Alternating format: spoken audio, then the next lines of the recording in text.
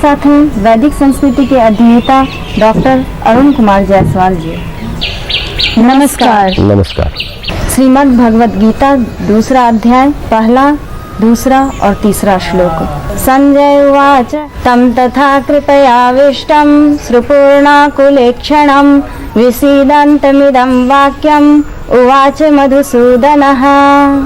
श्री भगवान उवाच कुतस्त्वाकशमलमिदं विषमे समुपस्थितम् अनार्यजुष्टं स्वर्ग्यं कीर्तिकरमर्जुन।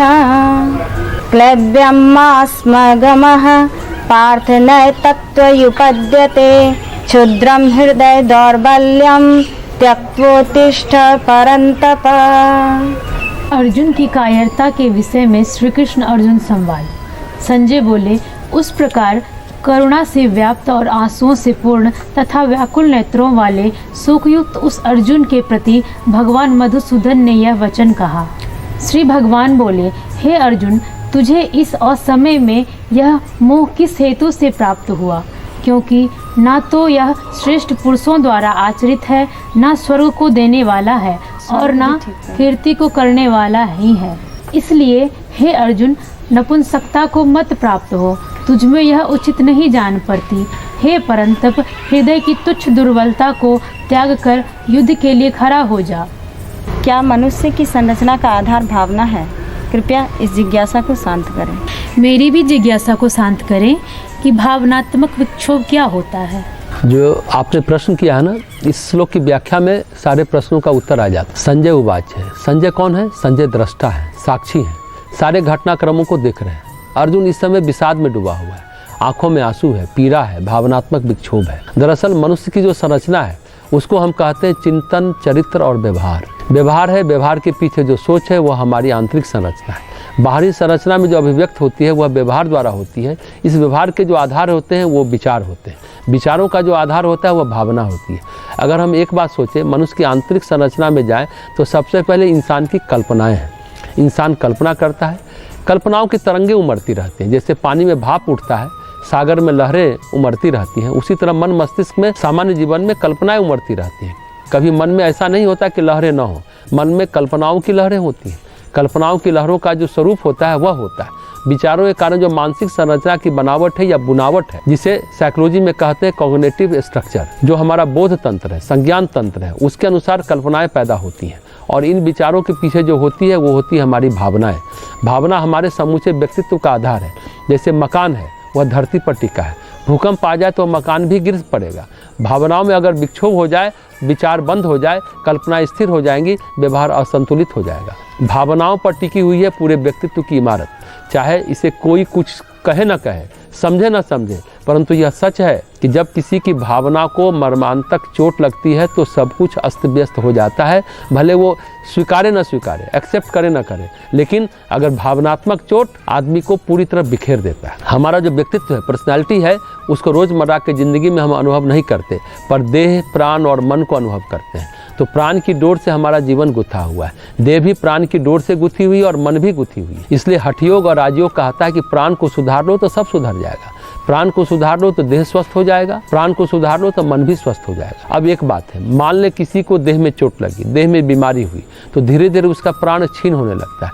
उसी तरह किसी को मन में चोट लगी, भले ही देह को कोई तकलीफ नहीं हो, तो भी प्राण को ही चोट लगती है। अगर किसी आदमी को बहुत गहरी भावनात्मक चोट लगे, आघात लगे, तो उसकी भूख बंद हो जाएगी, खाना बंद हो जाएगा, कमजोरी लगने लगेगी, धीरे धीरे कोई ना कोई रोग पकड़ने लगेगा, यानी प्राण कमजोर पड़ने लगेगा। तो प्राण की डोर से बंधा हमारा जो व्यक्तित्व है, पर्सनैलिटी है, उसको रोजमर्रा की जिंदगी में हम अनुभव नहीं करते, पर देह, प्राण और मन को अनुभव करते हैं। तो प्राण की डोर से हमारा जीवन गुथा हुआ है, देह भी प्राण की डोर से गुथी हुई है और मन भी। इसलिए हठयोग और राजयोग कहता है कि प्राण को सुधार लो तो सब सुधर जाएगा, प्राण को सुधार लो तो देह स्वस्थ हो जाएगा, प्राण को सुधार लो तो मन स्वस्थ हो जाएगा। अब एक बात है, मान ले किसी को देह में चोट लगी, देह में बीमारी हुई, तो धीरे धीरे उसका प्राण छीन होने लगता है। उसी तरह किसी के मन में चोट लगे, भले देह को कोई तकलीफ नहीं हो, तो भी प्राण को ही चोट लगती है। अगर किसी आदमी को बहुत गहरी भावनात्मक चोट लगे, आघात लगे, तो उसकी भूख बंद हो जाएगी, खाना बंद हो जाएगा, कमजोरी लगने लगेगी, धीरे धीरे कोई ना कोई रोग पकड़ने लगेगा, यानी प्राण कमजोर पड़ने लगेगी। तो प्राण की डोर महत्वपूर्ण है।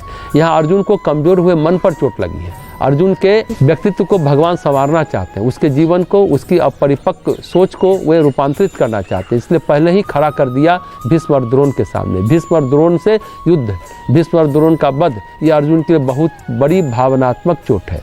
धृष्टद्युम्न जो पांडवों का सेनापति था, उसने द्रोणाचार्य का वध किया। यह कैसे संभव हुआ? द्रोणाचार्य का युद्धरत रहते वध असंभव था। युद्ध करते वक्त उनको जीतना नामुमकिन था। तो खबर फैलाई गई कि अश्वत्थामा मारा गया। द्रोणाचार्य को भावनात्मक विक्षोभ हुआ, वे धनुष्मान रखकर बैठ गए, ध्यानस्थ हुए कि छोड़ो युद्ध क्या करना। इसी बीच धृष्टद्युम्न ने उनका सिर काट दिया। द्रोणाचार्य का वध बड़ी बर्बरतापूर्ण तरीके से हुआ।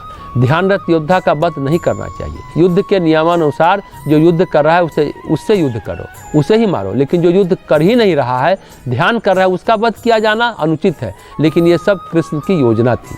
महाभारत के युद्ध में कुछ ऐसे महारथी थे जिनको युद्ध में मार पाना संभव ही नहीं था। भीष्म और द्रोण ऐसे महारथी थे और यही दुर्योधन के ढाल बने हुए थे। उसको अगर अभिमान था, दम्भ था, अपनी विजय सुनिश्चित दिखाई देती थी, तो इसी कारण उसके पास भीष्म है, द्रोण है।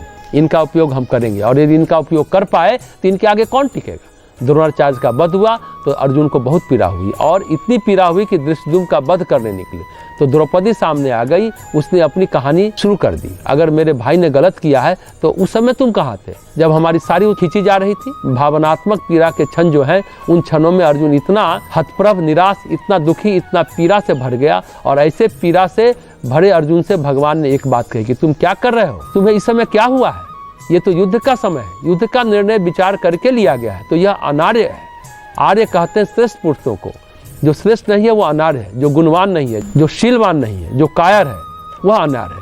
तो यह जो तुम अनार्य कार्य कर रहे हो, यह तुम्हें न स्वर्ग देगा न ही राज्य दिलाएगा। यह कार्य न इस लोक को सुधारेगा न उस लोक को सुधारेगा। क्या कहेंगे, पराक्रमी योद्धा युद्ध में इस तरह से अवसादग्रस्त हो गया। जब कर्तव्य का निर्धारण हो चुका तो अर्जुन जैसे योद्धा को कहा जाए कि तुम कायर हो, नपुंसक हो, क्लीब मत बनो, अपने हृदय की क्षुद्र दुर्बलता को त्यागो और हे अर्जुन उठ कर खड़े हो जाओ और युद्ध करो। इस तरह से भगवान पुनः अर्जुन को युद्ध के लिए प्रोत्साहित करते हैं। लेकिन अर्जुन की भावनाएं संतुष्ट नहीं होती है तो भगवान फिर उसे पिछली बातें याद दिलाते हैं। अर्जुन 1 साल हिजरा बनकर रहे, नपुंसक बनकर रहे, बिरहन बनकर रहे। उन्होंने उससे कहा कि जिंदगी भर बिरहन बनकर रहोगे क्या, युद्ध का क्षण आया तो युद्ध करो, मोह मत करो। एक महत्वपूर्ण बात है, योगी को जो गति मिलती है वही वीरों को भी मिलती है, क्योंकि वीरों को युद्ध में गति मिलती है। कहते हैं वीर गति मिल गए। इस तरह योगी और शूरवीर दोनों एक ही गति में जीते हैं। समाधि के क्षण में जिस तरह से योगी संपूर्ण मोह से मुक्त होता है, ठीक उसी तरह युद्ध के क्षणों में योद्धा भी मोह मुक्त होता है। तभी भगवान कहते हैं तुम्हें मोह क्यों प्राप्त हुआ। जब युद्ध ठन गया है, तुमने ठान लिया है, तो फिर मोह मुक्त हो जाओ। मोह से युक्त मत रहो, मोह से मुक्त हो जाओ। अपनी क्षुद्र दुर्बलता को त्यागो, युद्ध करो। जिन्होंने तुमको ललकारा है उनको जवाब दो, क्लीब मत बनो, नपुंसक मत बनो। योद्धा की तरह तुम्हारा जो कर्तव्य निर्धारित हो गया है उस कर्तव्य का पालन करो। जिस तरह योगी अपना लक्ष्य निर्धारित कर लेता है, तपस्या करता है और फिर पीछे मुड़कर नहीं देखता कि अब क्या। कबीर भी यही आशय अभिव्यक्त करते हैं इन पंक्तियों में। रे मन तू डगमग करना छोड़ दे, अब तो जलने मरने में ही कल्याण है। जैसे सती जब चढ़ती है तो सिंदूरदान हाथ में लेती है, अब जलो मरो कोई रास्ता नहीं। श्रीमद् भगवत गीता के दूसरे अध्याय का 4, 5वां एवं 6ठा श्लोक। अर्जुन उवाच कथं भीष्ममहं संख्ये द्रोणं च मधुसूदना इषुभिः प्रतियोत्सामि पूजार्हा वरिसूदना गुरुन् हत्वा हि महानुभावान् श्रेयो भोक्तुं भक्ष्यमपीह लोके हत्वार्थकामांस्तु गुरुनिहैव भुञ्जीय भोगान् रुधिरप्रदिग्धान् न च तद्विद्भः कृतन्नो गरीयो यद्वा जयेम यदि वा नो जयेयुः यानेव हत्वा न जिजीविषामस्तेव स्थिताः प्रमुखे धार्तराष्ट्राः। अर्जुन बोले, हे मधुसूदन, मैं रणभूमि में किस प्रकार वानों से भीष्म पितामह और द्रोणाचार्य के विरुद्ध लड़ूंगा, क्योंकि हे अरिशूदन वे दोनों ही पूजनीय हैं।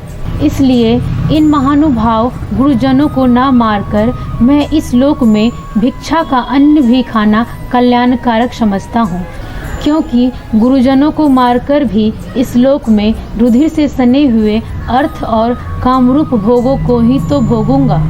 हम यह भी नहीं जानते कि हमारे लिए युद्ध करना और न करना, इन दोनों में से कौन सा श्रेष्ठ है? अथवा यह भी नहीं जानते कि उन्हें हम जीतेंगे या हमको वे जीतेंगे? और जिनको मारकर हम जीना भी नहीं चाहते, वे ही हमारे आत्मीय धृतराष्ट्र के पुत्र हमारे मुकाबले में खड़े हैं। हमारे मन में एक प्रश्न है कि अर्जुन अपने कर्तव्य पथ का निर्धारण क्यों नहीं कर पा रहा है। हम भी यह जानना चाहते हैं कि अर्जुन श्रेष्ठ कार्य और हीन कार्य को क्यों नहीं समझ पा रहा है। मैं बाणों से किस तरह से भीष्म पितामह और द्रोणाचार्य से लड़ूंगा, क्योंकि हे मधुसूदन, ये दोनों ही मेरे पूजनीय हैं, जिनकी हमें पूजा करनी चाहिए, सेवा करनी चाहिए, जिन्हें प्रणाम करना चाहिए।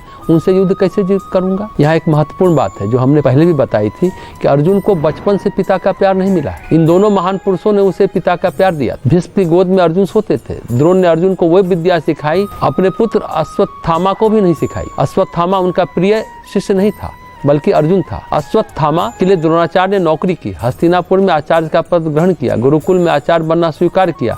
उन द्रोणाचार्य ने अश्वत्थामा से अधिक अर्जुन को प्यार दिया, ज्यादा विद्याएं सिखाई। उन्हीं द्रोणाचार्य के विरुद्ध लड़ना ये अर्जुन के लिए संभव नहीं जान पा रहा है। तभी वो कहता है मैं लड़ना नहीं चाहता। मूल बात है कि अर्जुन कौरव सेना से डरे हुए नहीं है, अर्जुन घबराए हुए भी नहीं है, अर्जुन को भय नहीं, अर्जुन को मोह है। और वह मोह दुर्योधन से नहीं, धृतराष्ट्र से नहीं, अपितु भीष्म और द्रोण से है। ऐसे गुरुजनों को मारकर जो भोग मिलेगा लोक में, वह कैसा होगा? खून से सने इस लोक में अर्थ और काम के भोग से क्या सुख मिलेगा? रक्त से सना हुआ भोग क्या भोग है? हम ये भी नहीं जानते कि हमें युद्ध करना या नहीं करना, दोनों में कौन श्रेष्ठ है। यही उसको समझ में नहीं आ रहा कि श्रेष्ठ कार्य क्या है और कौन सा श्रेष्ठ कार्य नहीं है। हम ये भी नहीं जानते कि उनको हम जीतेंगे या वो जीतेंगे। जिनको मारकर हम जीना नहीं चाहते, वही हमारे आत्मीय धृतराष्ट्र पुत्र हमारे मुकाबले में खड़े हैं। इन्हीं सब कारण अर्जुन कहते हैं कि इससे अच्छा है कि हम भिक्षा का अन्न खाएं, मांग कर खाएं। पहले भी तो हम ऐसा जीवन जी चुके हैं। लाक्षागिरी से गए, ब्राह्मणों का वेश धारण कर गए, भिक्षा में जो मिल जाता था खा लेते थे, अज्ञातवास में रहे, विराट राजा के यहाँ छुप कर रहे, भीम रसोईया बनकर रहे, अर्जुन बिरहनलाला हिजरा बनकर रहे, सो अलग। तो वे लाक्षागिरी से ब्राह्मण बनकर गए। द्रौपदी के स्वयंवर से पहले तो भिक्षा का अन्न खाकर पहले भी रहे, अब भी जीवन के बाकी दिन काट सकते हैं, नहीं तो हत्या करें, लड़ाई करें, ये तो बेकार की बात। इस तरह अर्जुन किंग कर्तव्य विमूढ़ है, अर्थात अपने कर्तव्य पथ का निर्धारण नहीं कर पा रहे हैं। हर एक के जीवन में ऐसी अवस्था आती है जब इंसान अपने कर्तव्य को भूल जाता है। क्या करना है क्या नहीं करना है वो समझ नहीं पाता है। यह जीवन की सबसे बड़ी समस्या है। लेकिन अफसोस, इंसान अंत तक इसका निर्धारण नहीं कर पाता कि उसके जीवन का लक्ष्य क्या है, वह क्या करने के लिए पैदा लिया है, क्या करेगा और उसे क्या करना चाहिए। वह यह भी नहीं जान पाता कि उसकी क्षमताएं क्या है, पोटेंशियल क्या है। जबकि अपनी क्षमताओं का एवं अपनी मंजिल का ज्ञान सभी के लिए अत्यंत जरूरी है, आवश्यक ही नहीं अनिवार्य है। यहाँ एक बात ज्योतिष की आती है। एक तो ज्योतिष सही अर्थों में क्षमताओं का ज्ञान कराता है। आप इन क्षमताओं को लेकर, इन संस्कारों को लेकर, इन पुण्य बल को लेकर के, इन पाप बल को लेकर के आप पैदा हुए हैं। अगर आप चाहें तो बड़ी आसानी से इन चीज़ों को अभिव्यक्त कर सकते हैं।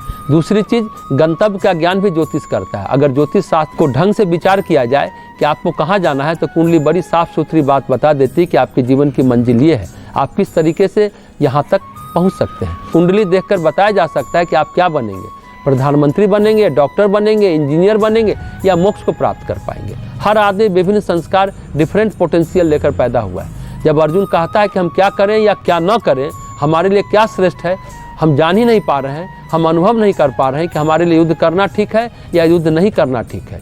युद्ध करना क्षत्रिय धर्म है, ललकार है, युद्ध करना चाहिए, इतना अपमान सा है, पीड़ा सही है, अधर्म के विरुद्ध खड़ा होना है। लेकिन फिर भीष्म और द्रोण का वध, इनका वध हम कैसे कर सकते हैं? ये प्रश्न जो है अर्जुन के मन में बारंबार उठ रहे हैं। ये दोनों तो अपने अपने धर्म निर्धारित कर चुके हैं। भीष्म और द्रोण का धर्म है, जहां हमने नौकरी की, नमक खाया है, उस राष्ट्र के प्रति हम राष्ट्र धर्म निभाएंगे। हम हस्तिनापुर के राष्ट्र ध्वज के खिलाफ गद्दारी नहीं करेंगे। भीष्म का धर्म निर्धारित है कि हमने सिंहासन की रक्षा की प्रतिज्ञा की है, तो हम उस प्रतिज्ञा को मरते दम तक निभाएंगे। ऐसी प्रतिज्ञा निभाना उनका क्षत्रिय धर्म है। परंतु अर्जुन मोहग्रस्त है, ऐसा नहीं कर पा रहे हैं। अर्जुन ये नहीं सोच पा रहे हैं कि हमने अनीति के खिलाफ लड़ाई लड़ी है या धृतराष्ट्र के खिलाफ। अगर अर्जुन क्षत्रिय का धर्म निर्धारित करते कि हम अनीति के विरुद्ध संघर्ष करेंगे, चाहे अनीति के विरुद्ध कोई खड़ा हो, हम संघर्ष करेंगे, तो वे मोह में नहीं पड़ते। जैसे भीष्म ने निर्धारित किया कि हम सिंहासन के प्रति वफादार हैं, हस्तिनापुर के विरुद्ध जो भी खड़ा है हम उसके विरुद्ध लड़ेंगे, चाहे वो अर्जुन ही क्यों ना हो।